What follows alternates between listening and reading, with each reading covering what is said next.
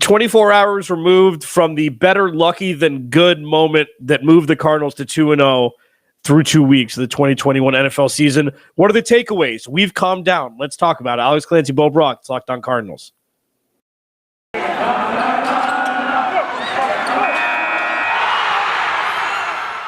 You are Locked On Cardinals, your daily Arizona Cardinals podcast. Part of the Locked On Podcast Network. Your team every day.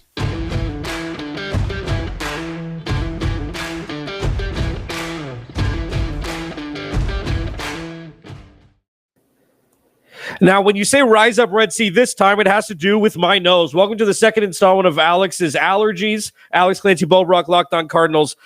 Bo, listen, we've had a lot of fun over the last 24 hours, texting, watching, tweeting, reacting to the craziness that ensued on Sunday at State Farm Stadium between the Minnesota Vikings and Arizona Cardinals. We've taken a breath. This is kind of what we do. We do our podcast for Monday immediately after Sunday's contest. And then we take 24 hours and kind of collect our thoughts and move forward. There's some interesting numbers coming out. Patrick Peterson, Kyler Murray, when Kyler Murray targeted Patrick Peterson. Our boy Kyle Odegaard had a very interesting tweet we'll talk about in the second segment. There are 7 2-0 teams left in the NFL. Where do the Cardinals rank? But first, Bo, let's just recap what happened yesterday, okay? So I don't know if you remember, but the Cardinals won due to a missed field goal at the end of the game, okay? Cardinals are now 2-0. They're tied for first in the NFC West. Is there anything that we missed yesterday that's kind of come to light, positive or negative? Or do you think we pretty much covered everything yesterday and we're ready to move forward and look towards Jacksonville?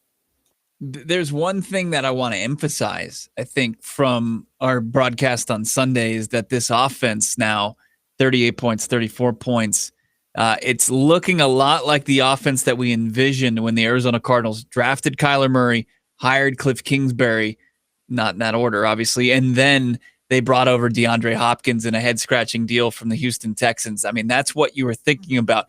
It's looked like that.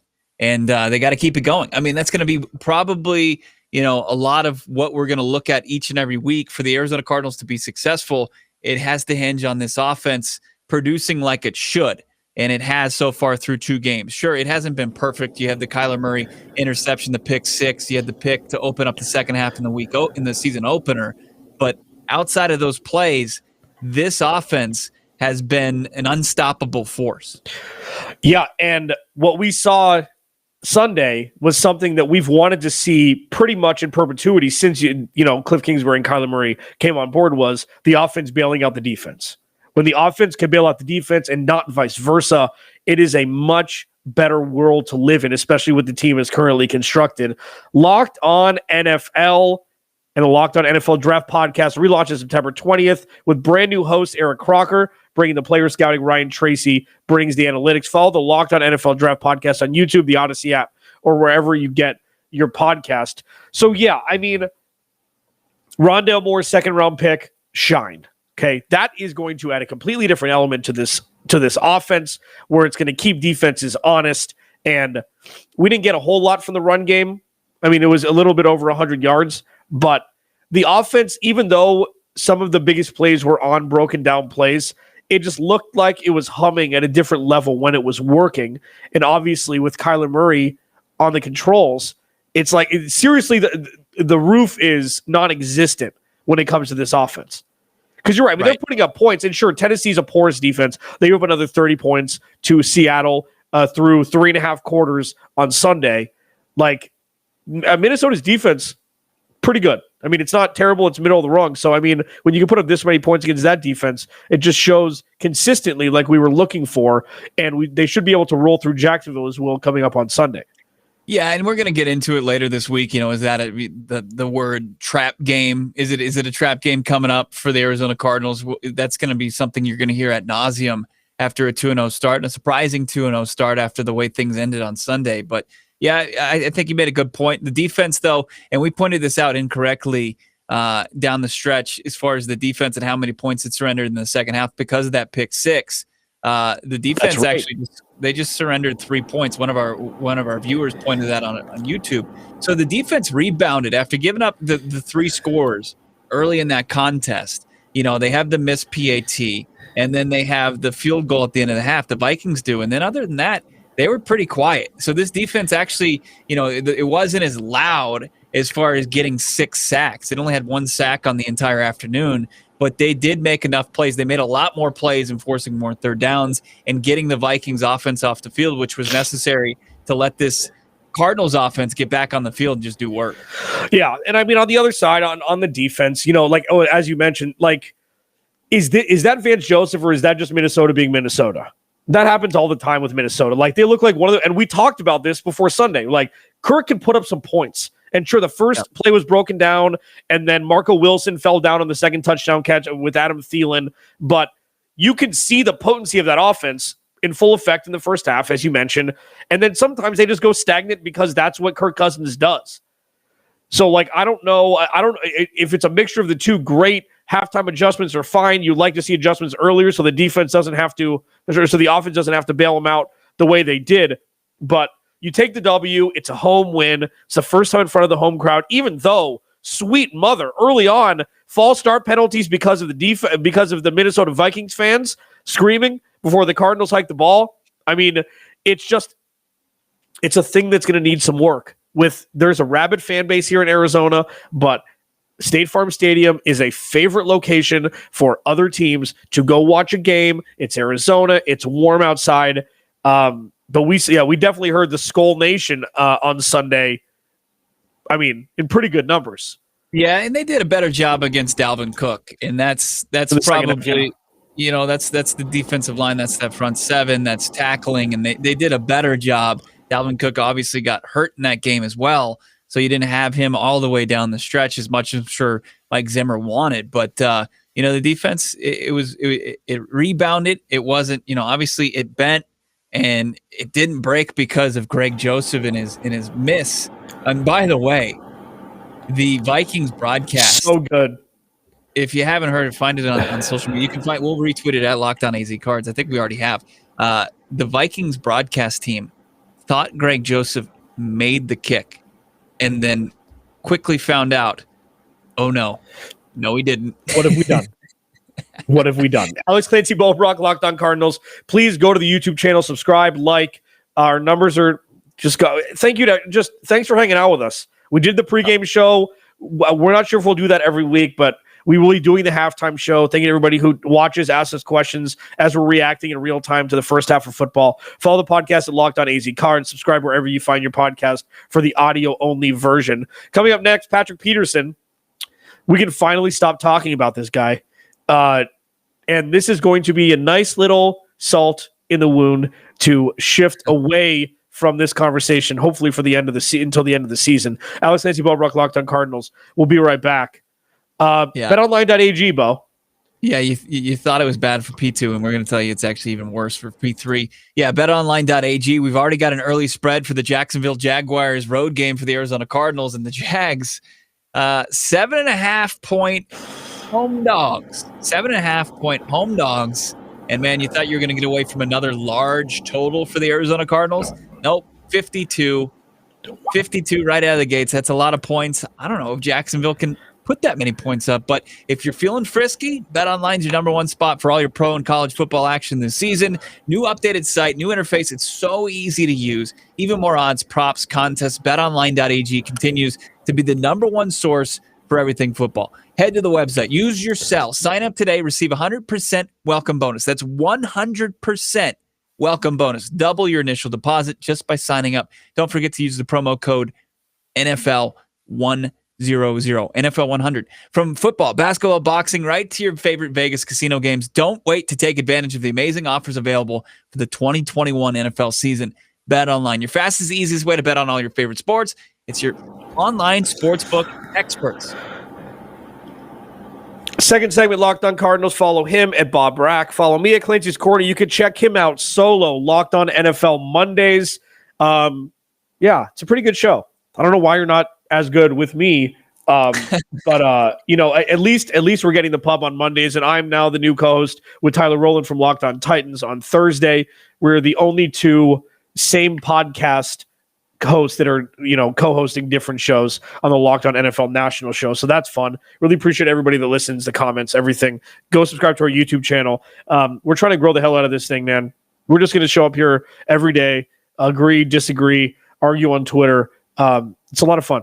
And listen, this is like, I joke somewhat. Arizona Cardinals media members need this too.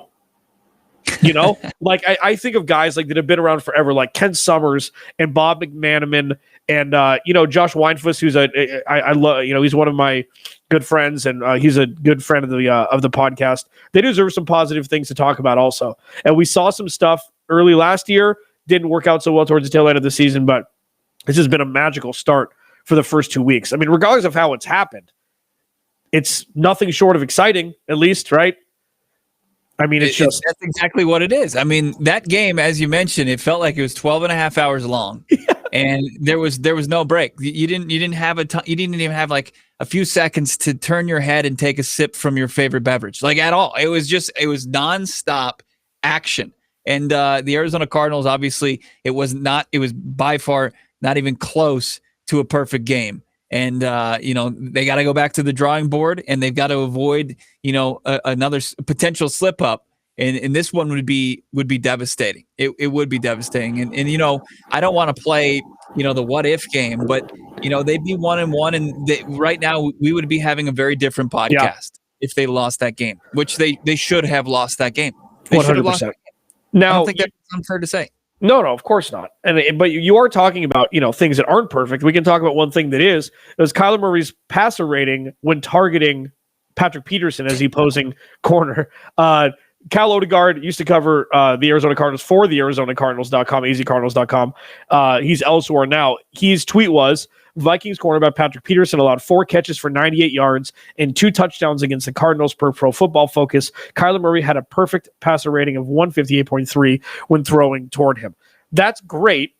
That's not something that is so crazy that it's out of the realm of, possible normalcy, regarding thought process. But it just begs the question for me, and this isn't putting, wet blanket on anything. Why was DeAndre Hopkins not targeted in the second half? And especially on that goal and go drive, they give him the field goal to put them up. It's DeAndre Hopkins versus Patrick Peterson inside the 10-yard line. What are we doing here? Yeah, throw the ball to the kid. If Patrick Peterson intercepts Kyler Murray, you take it. You take it. You're going to throw the ball to DeAndre Hopkins no matter what. Aaron Rodgers would have thrown the ball to Devontae Adams 3 times in the red zone. And Aaron Jones fantasy football fans would be beside themselves. But that's what they do. They get the ball in the hands of their best receiver as much as possible. Or at least try. At least throw it to him. I agree. I think that Kyler also was in a rhythm, getting the ball to his other playmakers. I mean, Rondale Moore had an incredible performance against the Vikings, going up over 100 yards. He had the big 77-yard touchdown. And you had a big play from Christian Kirk. You had a big play, a touchdown from AJ Green, and he was just getting everybody involved. And, I'm not going to, get after Kyler Murray for not throwing in bracketed coverage potentially, I'm sure after that, the big 4 catches and 54 yards and a score from DeAndre Hopkins, Mike Zimmer is like, okay, anybody else. And I'm not going to come after Kyler Murray for not doing that.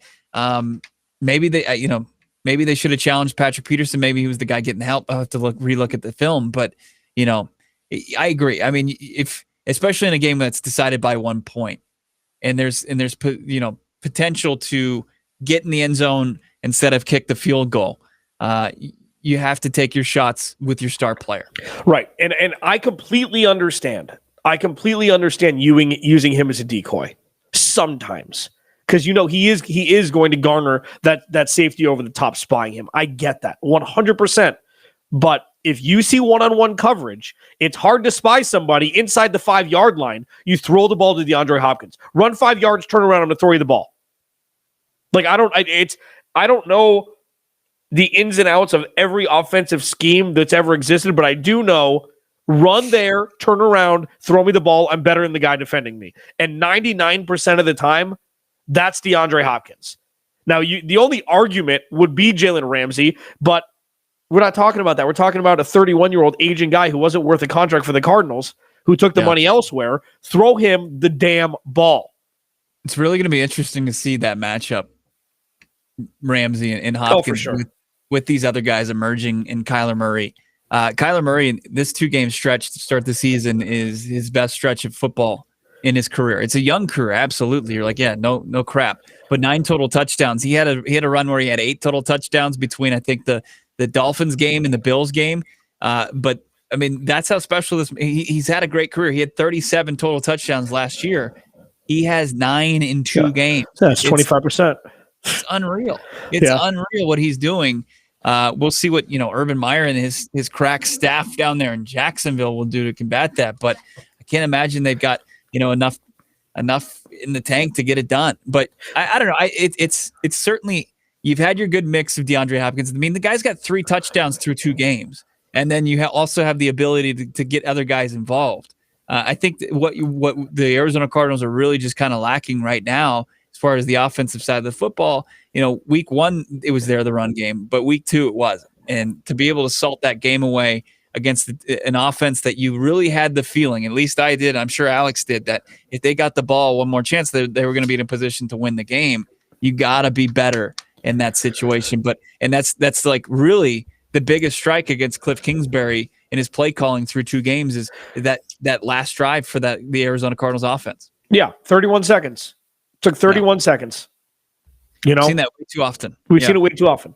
And I think Kyler, I saw somewhere on Twitter, and I need to double check. I mean, I'm going to paraphrase here, that he didn't really know what was going on that last drive. I think it was Darren Urban that tweeted it out. Something like, it's just like, there's a couple themes that we're seeing. And yes, they're winning games. Okay. It's penalties early on in games. It's coming out in the second half and not performing. It's DeAndre Hopkins getting underutilized, and it's not being able to have a sustained drive when you absolutely need it. They needed 2 first downs and they win that game. And they couldn't get any. So Kyler runs out of bounds on the first play. Okay. Right. Instead of sliding inbounds. Incomplete punt. That's it. And then the game is completely out of your hands. What you want is to be kicking that last field goal, or having the ball with 1 second left and just being able to run the clock out in victory formation. It's like you have to strain to win games here. You can't get first downs when you need it. Let me ask you this, though. I mean, they've gotten first downs for the most part in 2 games, and this offense has produced, as I said, 38, 34 points. Yeah. It's its best stretch, really, under the Cliff Kingsbury, play calling regime. Yeah, regime. Sure, his era. But I see the tweet from at Clancy's Corner before they go out to drive, and there's and I'll paraphrase here because I don't have it up. Is basically win this game, put this game away. I didn't read that as, and this was with no context talking to you. I read that as you even wanted them to be aggressive enough to just go out there and get a first down any way they can, and that includes putting the ball up. Am I wrong? No. Okay. No. I mean, that Kyler Murray, yes, he's made a couple bad decisions. And if you're going to throw the ball 40 times a game, you're going to throw some picks. Defenses are good in the league. Okay, that pick 6 was just didn't see the linebacker, and it was unfortunate there was nobody that could tackle him. But listen, Kyler is very smart with the football. Okay, he has the rookie record for most pass attempts with 212 without throwing a pick. Joe Burrow was at like 199, and then he immediately threw like 3 picks on 3 consecutive 3 possessions. Yeah, yesterday or Sunday. So you have to trust that he is not going to try to fit a ball in between 2 defenders. I would roll him out, just run the same offense. You can't just run the ball up the gut and expect to get 10 yards.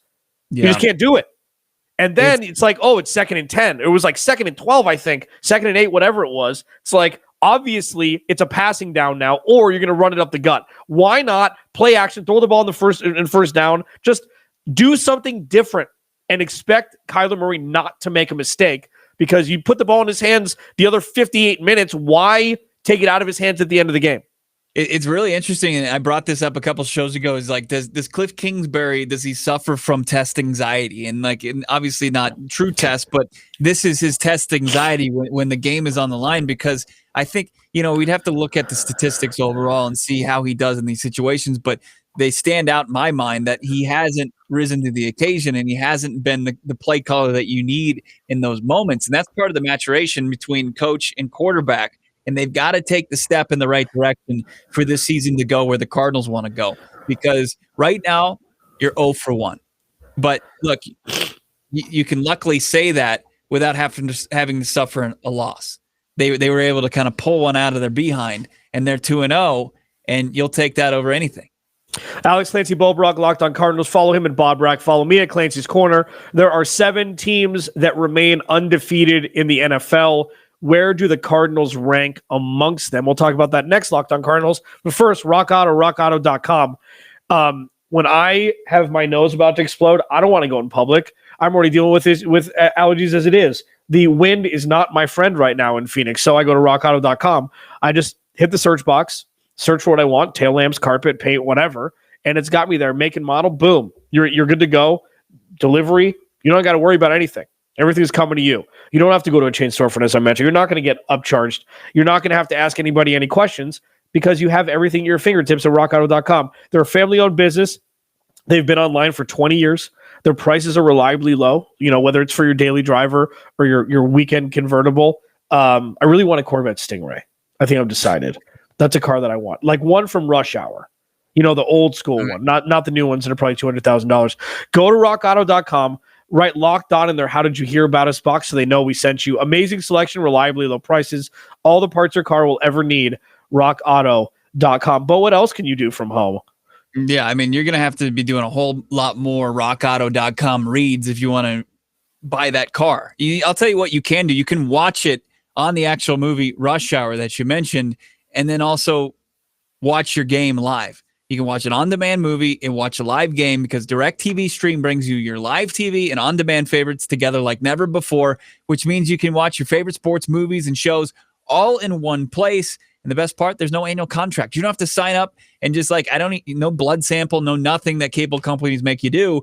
So stop waiting. Get your TV together with DirecTV Stream. You can learn more. DirecTV.com. That's DirecTV.com. All right, final segment, Locked on Cardinals. This is going to be a fun one. Follow him at Bo Brack. Follow me at Clancy's Corner. Please subscribe to our YouTube channel. Smash the like button. Please comment. That sounded like Mortal Kombat. Follow the podcast at Locked On AZ Card. So there's seven teams that remain undefeated. 5 of them are in the NFC. With what happened with Kansas City and Baltimore last night, through 2 weeks, 11 of the 16 teams in the AFC are 1-1.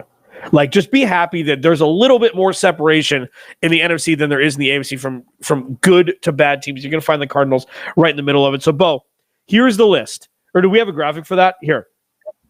There you go. Okay. Bucks, Cardinals, Rams, Raiders, Carolina, San Francisco, and Denver. Let's go from 7 to 1. Where would you put the 7th strongest team, the least strong team of the 7? Mm-hmm. Where do you put them in? Who do you put at number 7? Carolina Panthers. Yeah, I mean, I would put Denver there because I trust Matt Rule and what he's built with that defense, with kind of Jeremy Chin as the heartbeat, and Christian McCaffrey is still an absolute monster. Sam Darnold just thrown for over 300 yards in the first 2 weeks. So I would put Denver there. Who do you put 6? I would put the Denver Broncos. That's my 6th team. I would put Oakland there. Well, they don't exist, so you can't put them there. It's Las Vegas. I mean, are you going to the mall later? Is what I meant. Right. Yeah, so I would put the Las Vegas Raiders at 6 because of their. They've beaten. Look who they've beaten, though. They beat the Ravens, and then they've handled easily the Pittsburgh Steelers. Ben Roethlisberger has a walking cane when he's playing, and then the Ravens. That was one of the both teams should have won that game 3 times. That was such a fluky game, and I don't know. And Derek Carr was a little hobbled, so I put them at 6. This is not a hot take, though. When you look at the undefeated teams, I mean, outside of Tom Brady, Derek and Kyler Murray. Derek Carr is the third best quarterback of all. Oh, Alan Stafford. Matthew Stafford. He's a little bit better, but he's a little bit better than Derek Carr, in my opinion. It's not great. Like if Derek Carr was traded to the Rams this offseason, like people would have fallen in love with that trade as well. Yeah, probably. That's probably fair. San Francisco, everybody's hurt already. All of their running backs are hurt. All of them. So Elijah, whatever his name is. Yeah, sure. So JaMycal Hasty's hurt.